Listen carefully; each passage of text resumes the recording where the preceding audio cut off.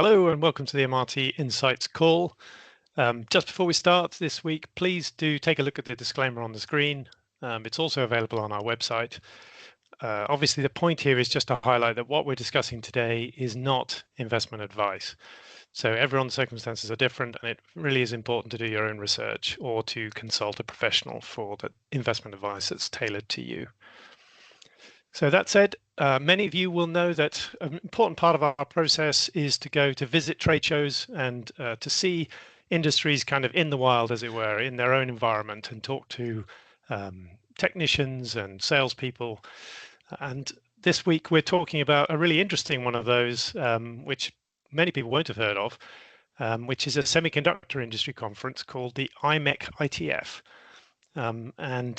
Mikhail recently attended that, and we thought we'd go through to talk about some of the interesting things that you learned there. I mean, the name of the show itself was called Strategic Paths to an AI-Defined Future. So what is Imec anyway, and what was it all about? Yeah, so it's a real European success story, Imec. I think it stands for Inter-University Microelectronics Center. It dates back to several decades ago when these words were more meaningful than they are today. And it's basically a semiconductor technology research think tank. It commercializes the science right up to the point when the industry is ready to grab it and carry it on. So we've got 5,000 researchers in 90 countries, and this is their main event.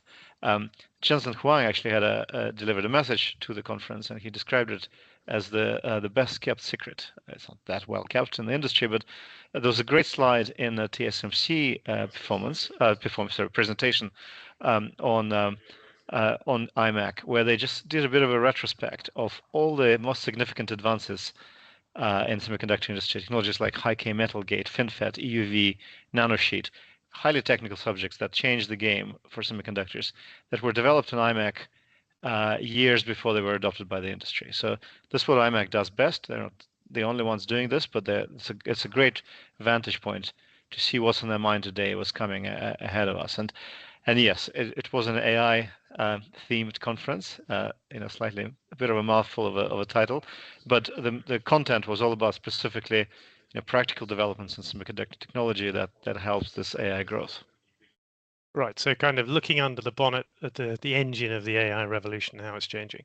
Exactly. And that's our typical approach, I guess, to try and understand the enablers and the adopters, as well as the headline-grabbing pioneers.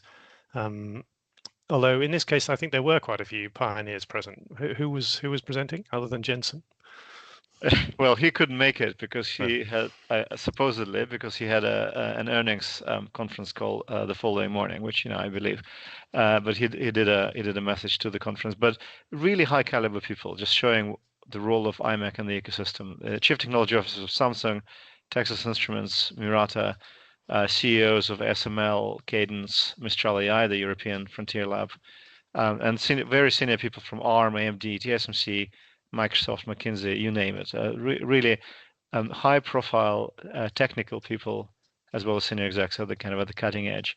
And of course, the interesting thing, as you've alluded, was these people were not tailoring their message to investor community or to media. They were technical leaders speaking to their industry peers, and that being in that conversation during the presentation sessions, but also in the breakouts over coffees, lunches, and drinks was the main attraction. Yeah, sounds like a real who's who of the industry. But what would you say? I mean, this path of an AI-defined future. What were the main takeaways then?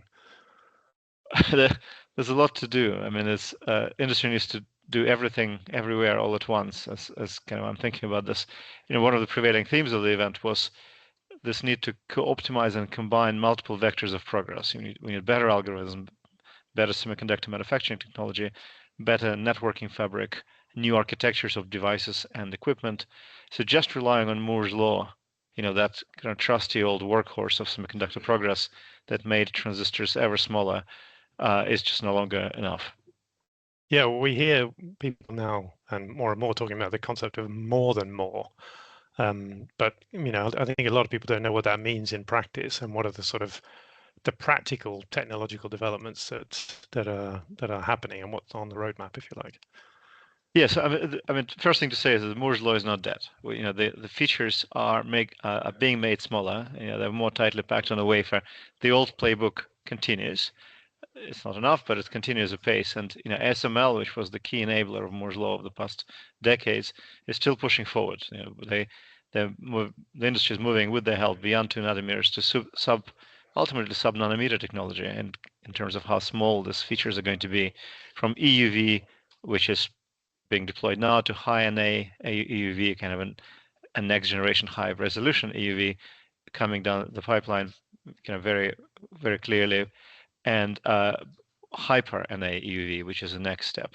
So 2D scaling, as the SML calls it, continues, but even SML said 2D scaling is not enough, and we need 3D integration. So the industry needs to build upwards. And when we say that, we mean the transistors, or the memory cells need to become 3D. Some like NAND has already become 3D, so they have to kind of grow upwards. But also the and there are really clever, interesting things like gate-all-around, for example, roadmap to 3D DRAM memory that make this little units, the basic atoms, if you like, of semiconductor devices, grow upwards rather than be kind of pictures on the flat surface. But also the chips themselves need to be stacked upwards. The more and more of the 3D towers of memory chips, memory chips and logic chips combined on the same footprint, and kind of reducing the communication length between the two. And then packaging all this together in something called advanced packaging, where different chips doing different jobs, sometimes made on different processes, are bundled together in one package to kind of save space, but also reduce the time and energy it takes to communicate between them. Yeah, it's all about packing more and more on all the time. And for those people who are not so familiar with the industry, EUV means extreme ultraviolet, which we're having to go to right to the extremes of the light spectrum in order to get the line widths as tiny as Mikhail mentioned. These down to kind of close to 1 nanometer on the roadmap. But obviously, for people who don't cover the industry so closely, what are the implications of this 3D stacking, kind of putting stuff on top of it itself? How does that change and the sort of the industry outlook and the need for different types of equipment? Yeah, I mean, put simply, what the industry needs to do, we need to draw finer lines. We need to grow or create thinner layers of the sandwich structures. Then they need to glue more of the sandwiches together in this multi-layer stacks, and then we need to bundle them into more and more complex packages. So the tools in that kitchen that I'm describing are, what makes this magic happen.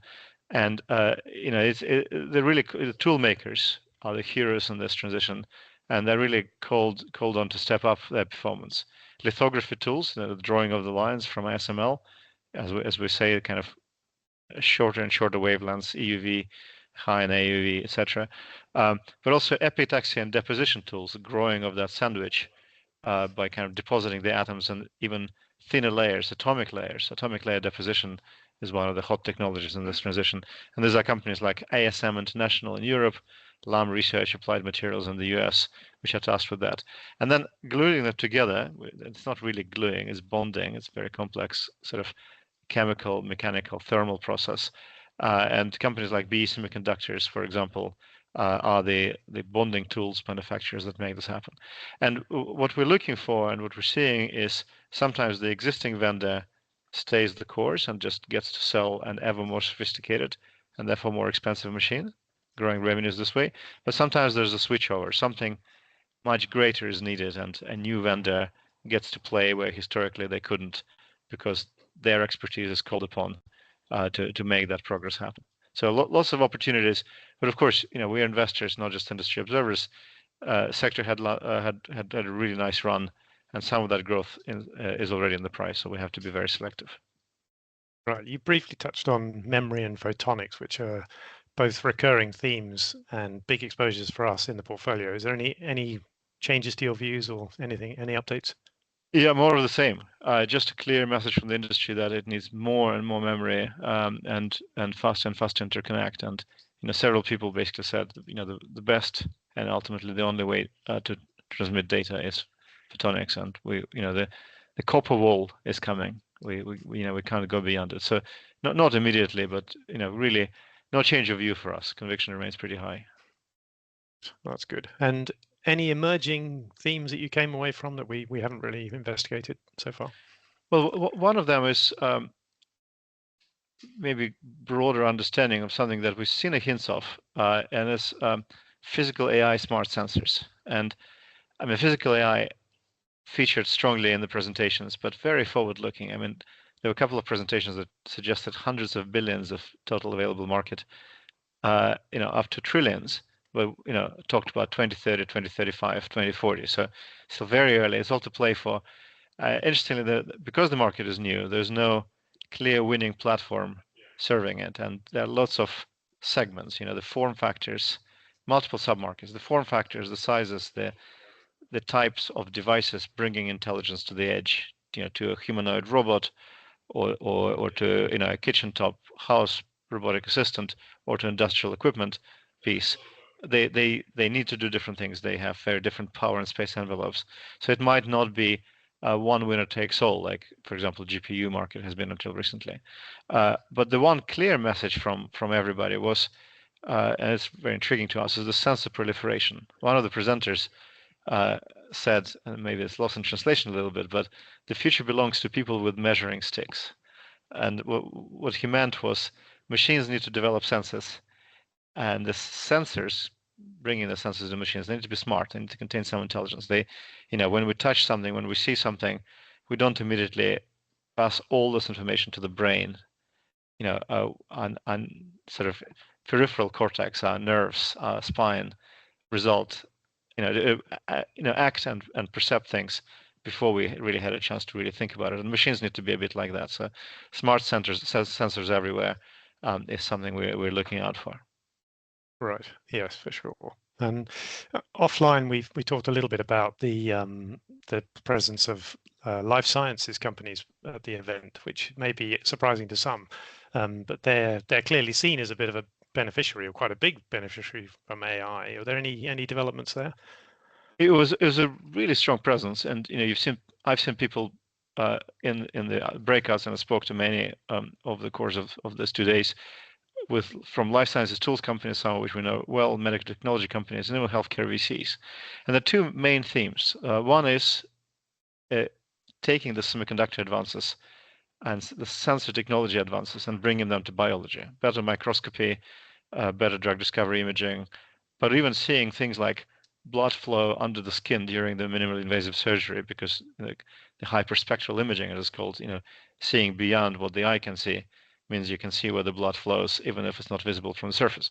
But the other bit, also AI relevant, is capture more raw data. Don't reduce human condition to basic vitals, pace of heartbeat or oxygen content, whatever they might be, but see the whole, if like dirty, raw data, the whole wavefront of electrocardiogram, the whole high-resolution retina scan to detect early signs of the disease before it becomes symptomatic and problematic.